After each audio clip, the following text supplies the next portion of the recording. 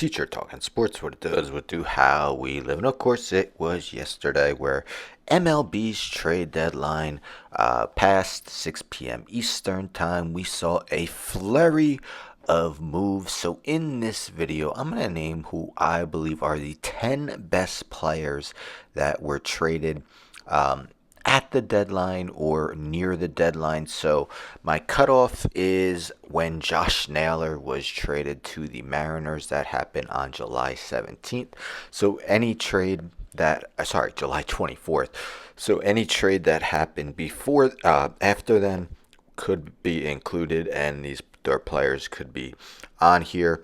Now, I did not include any prospects. We haven't seen them play in the majors yet, and I'm only going by the rest of this year. So if a player has more than 1 year of team control, that doesn't give him an advantage over someone who would be considered a rental. But let's get into it. My top 10, I'll go in descending order.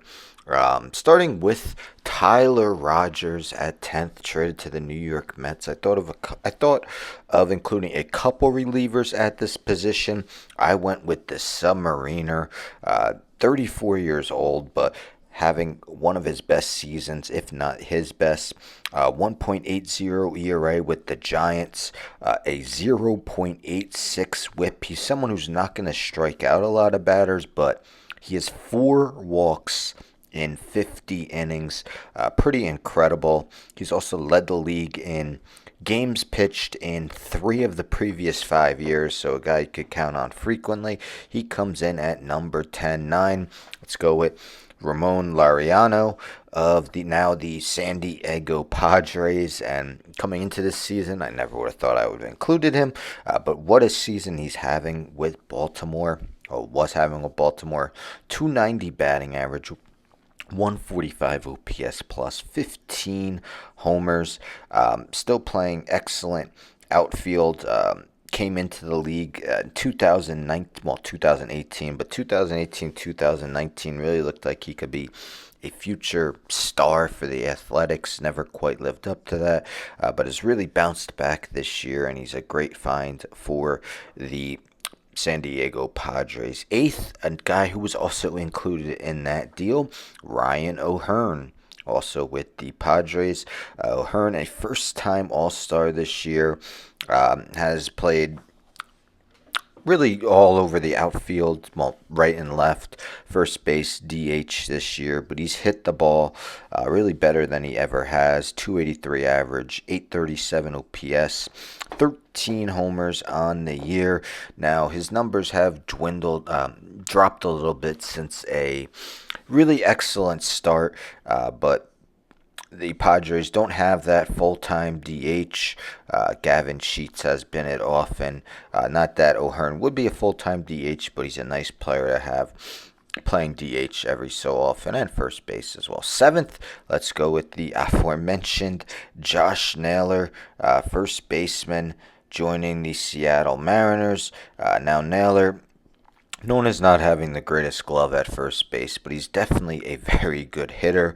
I mean, if you look at his OPS pluses the last 4 years, so 2022, 121, 2023, 130, 2024, 118, and this year at 120, had been hitting near 300 much of the year. Now he's at 288, and he's stealing like he's never stole before. 16 stolen bases in 18 tries. He already has 5 steals in his 7 games with the Mariners.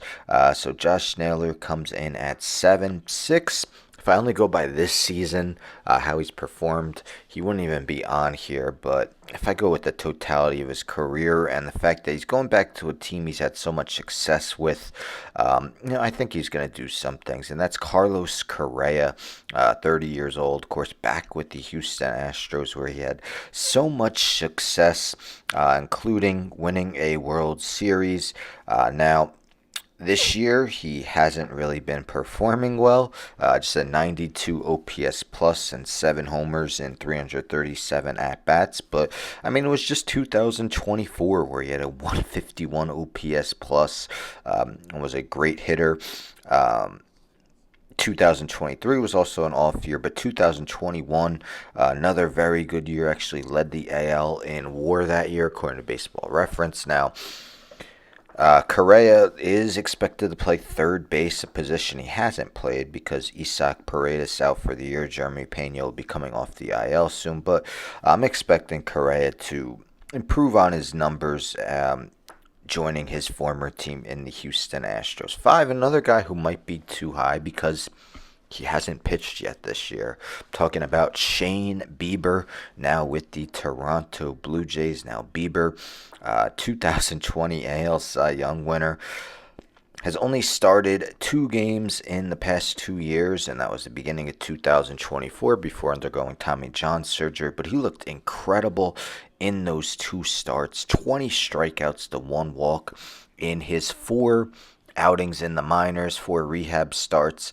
That strikeout to walk ratio is pretty similar. So, this may prove to be too high. This may prove to be too low. I like that the Blue Jays are taking a risk, though, in a year that there's no clear-cut favorite in the American League. Fourth, another starting pitcher, Merrill Kelly of the Texas Rangers. Kind of crazy to see that he's 36, but then you remember he pitched, 4 years in Korea or something like that. And since he's come back, he's been quite a good pitcher for the Arizona Diamondbacks. This year, 3.22 ERA in his 22 starts, nearly a strikeout an inning, and a 1.06 WHIP. Now, you would have thought the Rangers' number one priority wouldn't be starting pitching, but if you face them in the playoffs and you got to go against Eovaldi, DeGrom, Kelly, even Tyler Mahle, that's definitely a tough rotation to get past.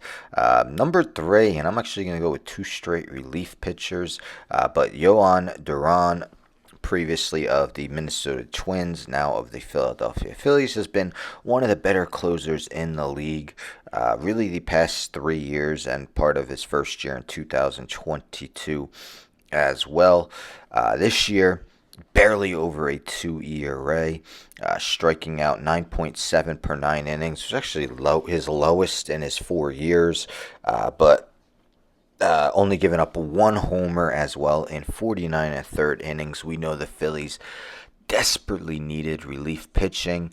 Even when Alvarado comes back from his suspension, he's not going to be eligible for the playoffs, and Duran can definitely step right into that closer role. And second, another team that, with the Rangers, it was starting pitching. The Padres certainly didn't need relief pitching. They had 3 All-Stars that were relief pitchers this past year. But shocking trade for Mason Miller, formerly of the Athletics. Now, you look at his 3.76 ERA.